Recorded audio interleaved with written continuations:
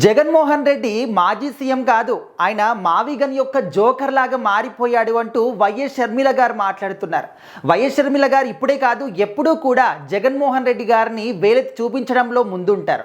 And తను ఏ తప్పు చేసినా కూడా ఇది తప్పు అంటూ ముక్కుసూటిగా మాట్లాడుతాడు. అదేవిధంగా వైఎస్ షర్మిల గారు ఎప్పుడూ కూడా ప్రజల పక్షాన ఉంటూ ఉంటారు, ప్రజల కోసం మాట్లాడుతూ ఉంటారు. అయితే ఇప్పుడు కూడా రీసెంట్గానే అమరావతికి అంటే ఏపీ రాష్ట్రానికి అమరావతి క్యాపిటల్ సిటీ అని చెప్పేసి పార్లమెంట్లో బిల్ పాస్ అయింది. సో ఆ తర్వాత జగన్మోహన్ రెడ్డి గారు ప్రెస్ మీట్ పెట్టి ఏం మాట్లాడారు? నేను అమరావతికి వ్యతిరేకం కాదు, అమరావతి గురించి నెగిటివ్గా కూడా నేను మాట్లాడను, కాకపోతే అంటూ అక్కడ ఈ విధంగా అమరావతికి వ్యతిరేకం కాదు అని చెప్తూనే వ్యతిరేకంగా మాట్లాడడం, అమరావతి గురించి నెగిటివ్గా స్ప్రెడ్ చేయడం, అంటే ఆయన ప్రయత్నం ఏంటి అనేది క్లియర్గా అర్థమైపోతుంది.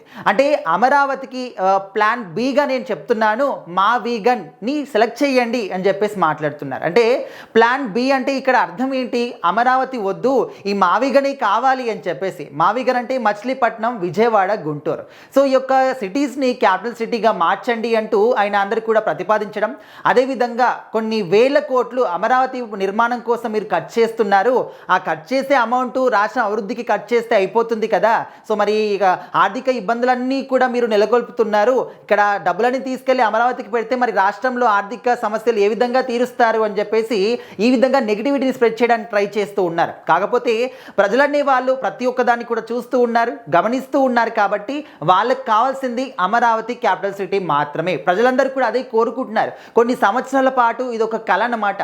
జగన్మోహన్ రెడ్డి గారు సీఎంగా ఉన్నప్పుడు 3 రాజధానులు అని చెప్పారు. కానీ ఏ ఒక్క రాజధానికైనా కూడా ఒక ఇటుక పేర్చారా? ఏ ఒక్క రాజధానికైనా కూడా ఒక పునరాది రాయి వేశారా అంటే లేదు. జస్ట్ పేరు చెప్పుకొని ఉన్నాడు అంతే. ఉన్నాడా? పేరు చెప్పాడా? అమరావతి కాదు కదా, ఒక 3 రాజధానులు అని చెప్పేసి చెప్పాడా? ఓకే, ఇంకా అంతవరకే. దాని గురించి మాట్లాడిన దాఖలాలు కానీ పట్టించుకున్న దాఖలాలు కానీ ఎక్కడ కూడా కనిపించలేదు.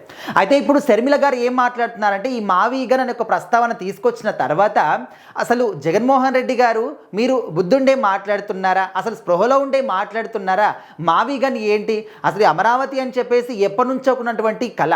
కొంతమంది అంటే వేల మంది రైతుల యొక్క భూములు అక్కడ సేకరించుకొని అమరావతి కడుతూ ఉన్నారు. సో అది ఏదో రకంగా కడుతున్నారు, పునాది రాయి వేశారు, పార్లమెంట్ ఆమోదం కూడా తెలిపింది. ఇప్పుడు మీరు మాట్లాడినంత మాత్రాన దాన్ని మార్చలేరు, పాస్ అయిన బిల్లుని కూడా క్యాన్సిల్ చేయలేరు. సో అక్కడ నిర్మాణం జరుగుతుంది, అభివృద్ధి పనులు జరుగుతున్నాయి కానివ్వండి. దానివల్ల ప్రజలకు ఏ విధంగా ఉపయోగపడుతుంది ఏంటనేది మనం కూడా చూద్దాము. ఒకవేళ దానివల్ల ఇలాంటి ఉపయోగం లేకపోతే, పూర్తి కాకపోతే అప్పుడు ప్రశ్నించండి అని చెప్పేసి మాట్లాడుతున్నారు.